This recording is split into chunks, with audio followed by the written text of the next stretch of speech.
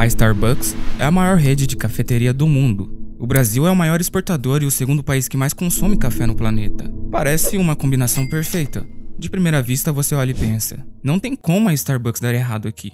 Mas em outubro de 2023, a operadora da marca entrou na justiça pedindo recuperação judicial, reportando uma dívida de 1,8 bilhão de reais. Um contraste absurdo entre o lucro de 1,22 bilhão de dólares que a rede teve globalmente falando somente no quarto trimestre de 2023. E para quem não sabe, uma empresa entra com pedido de recuperação judicial justamente para bloquear a cobrança das suas dívidas por 6 meses e ter tempo de apresentar um plano para renegociar o pagamento delas para voltar a funcionar sem o risco de ir direto à falência. A Starbucks, ao todo, opera mais de 35 mil lojas em 80 países.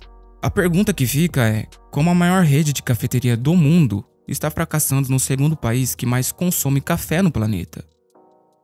A Starbucks nasceu em 1971 e apesar de seu principal produto ser uma commodity, ela conseguiu popularizar uma nova maneira de tomar café. Suas lojas ganharam popularidade porque a Starbucks se promove não só como um lugar para tomar um simples café na xícara, e sim como um espaço confortável onde, além de você poder tomar um café customizado, você pode fazer um encontro, uma pequena reunião de negócios, estudar e até trabalhar. É o que eles chamam de experiência Starbucks. Tudo isso com a intenção de criar fidelidade do cliente. Ela não se tornou a maior cafeteria do mundo à toa. A Starbucks foi a pioneira em promover a cultura de cafeteria a nível global. Em 1996, já depois de ter desbravado com mais de 100 lojas o mercado interno americano, a Starbucks iniciou seu processo de expansão fora da América do Norte. A estratégia para a entrada em mercados internacionais da Starbucks foi e ainda é variada. A China se tornou seu segundo maior mercado com mais de 6 mil lojas, ficando atrás apenas dos Estados Unidos, que conta com quase 16 mil. A Starbucks começou dominando o mercado chinês com um acordo de licenciamento e joint ventures, em 1998.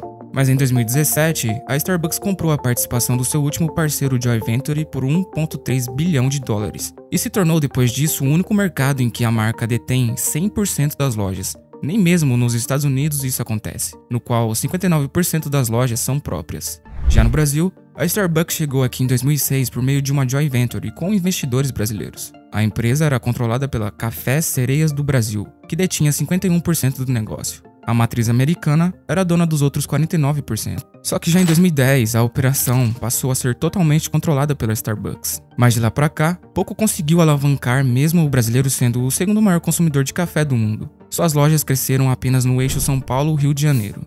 Até que em 2018, a Starbucks vendeu toda a sua operação no Brasil para a South Rock, um fundo de private equity, dono da Brasil Airport Restaurantes. A South Rock, com um acordo, assumiu a operação brasileira por 20 anos. Até então, quando a Starbucks tinha a operação em suas mãos, eles abriram 113 lojas. Quando foi fechado o acordo com a South Rock, o otimismo era grande. A consultoria Euromonitor estimava um crescimento de 27,6% para o mercado de café brasileiro. Se falava na época que a Starbucks tinha capacidade para 500 lojas só na cidade de São Paulo. A South Rock até conseguiu expandir a operação para Santa Catarina, Distrito Federal, Rio Grande do Sul, Paraná e Minas Gerais. Mas, em 2023, pouco antes de pedir a recuperação judicial, a Starbucks contava com 187 lojas no Brasil, um crescimento médio de aproximadamente 14 lojas por ano. Muito abaixo do esperado para um mercado considerado tão promissor. Mas o que motivou esse desempenho tão ruim aqui no nosso país?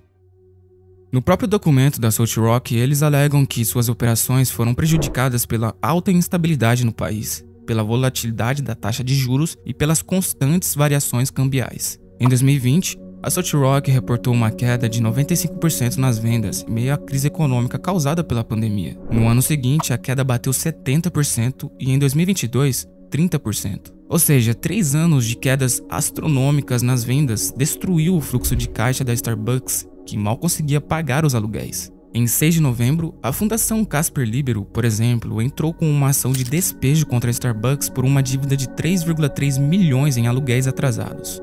Desde o fim de outubro de 2023, 43 lojas foram fechadas em São Paulo, Rio de Janeiro e Porto Alegre. Conseguir capital de giro com os bancos foi outra dificuldade apontada pela South Rock, ainda mais depois que a Selic saiu de 2% em 2020 para a casa dos 12% em 2023. Realmente não tem como negar que a pandemia sangrou demais o caixa da Starbucks, mas não dá pra dizer que só isso que está fazendo ela fracassar no nosso país. Para alguns analistas, a Starbucks também enfrenta uma concorrência crescente no país no segmento voltado para as classes de maior renda, com o avanço de marcas como Copenhague, Nespresso, Havana e The Coffee no setor de cafeterias. A operação da Starbucks é cara, pois ela se concentra em abrir suas lojas em shoppings, aeroportos e prédios de alto padrão. Não é porque todas as 6 mesas de uma loja, por exemplo, estão lotadas com jovens conversando, lendo ou trabalhando no notebook, que significa que a empresa está faturando muito. Às vezes, uma pessoa passa horas na cafeteria para consumir apenas um café expresso e um bolo. No Brasil, cerca de 90% do café é consumido de forma tradicional em casa ou em uma padaria num copo americano. Apenas entre 5 a 10% do setor é consumido por cafés premium. Apesar do consumo de café premium crescer mais, o tradicional também não deixou de crescer. Talvez por 2 motivos. Uma porque o preço de um café premium é caro, ou porque o brasileiro ainda é muito apegado em consumir seu simples café preto bem quente na sua própria casa. Quem nunca chegou em uma casa e a pessoa já chegou oferecendo um cafezinho? Querendo ou não, é da nossa cultura esse estilo de consumo. Quando eu era adolescente, ir na Starbucks e sair de lá para tirar uma foto do copo com seu nome era símbolo de status. E a Starbucks realmente se porta assim. Ela se posiciona como uma marca que retrata prosperidade e sucesso. Ou seja, o alcance de clientes comparado a Estados Unidos, Canadá e Inglaterra, por exemplo, é muito maior do que a de um país ainda de terceiro mundo que tem um baixíssimo poder de compra, como é o Brasil. E no pós-pandemia, o padrão de consumo nunca mais voltou como era antes, até mesmo para famílias de classe média alta. A insegurança alimentar e financeira afetou uma parte enorme da população brasileira. Comprar um café premium na Starbucks não vai ser a prioridade com as coisas tão caras do jeito que estão. Honestamente, eu não sou nem de longe um degustador de café, então minha opinião sobre o sabor é irrelevante. Mas essa especialista em café falou um pouco sobre a qualidade dos cafés da Starbucks. Às vezes eu passo um café e eu esqueço dele, né? Aí dá uns 10 minutos eu vou beber de novo e tá gelado e horrível. Quase eu fico coisa horrorosa. Ah, mas é porque é café ruim? É, claro. O Mas ele tava bom, gelado também, né? O café bom, frio, ele é mais gostoso ainda. Ah, é? É.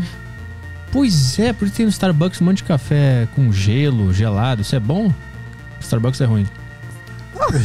Vamos patrocínio da Starbucks agora, Caio? Por favor, leia o texto aí. Ai. Starbucks é ruim pra café?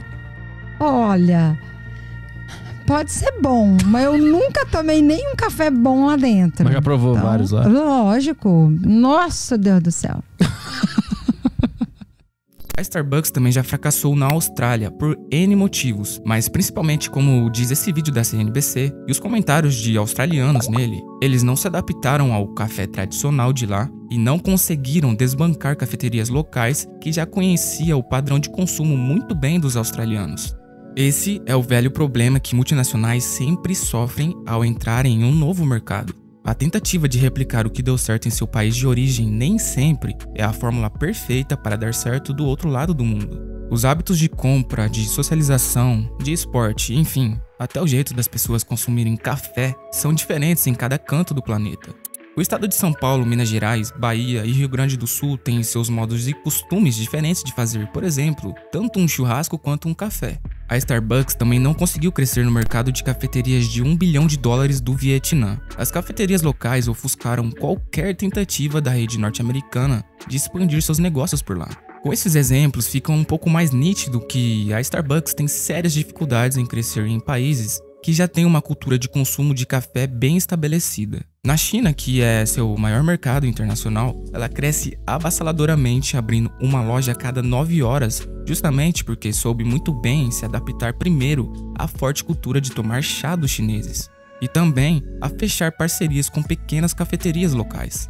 No resumo, eu acredito que o fracasso da Starbucks, entre aspas, porque ela ainda pode se recuperar no nosso país, foi muito parecido com o fracasso do Walmart por aqui. É a tentativa falha de replicar um modelo de negócio em países com culturas completamente diferentes. Essa foi minha humilde análise e você tá livre para discordar ou acrescentar alguma coisa aqui nos comentários. Se você tem o sonho de viver de YouTube sem nem precisar aparecer e ter ganhos de quase R$1.000 por dia, assim como o meu canal, É só clicar no primeiro link da descrição. É a melhor forma de você encurtar o caminho e aprender com a maior autoridade do assunto no Brasil, que vai te ensinar como lançar um canal e alcançar a liberdade financeira trabalhando pela internet no menor tempo possível. Então, se isso te interessa, não perde tempo, clica no primeiro link da descrição. Um grande abraço e até o próximo vídeo.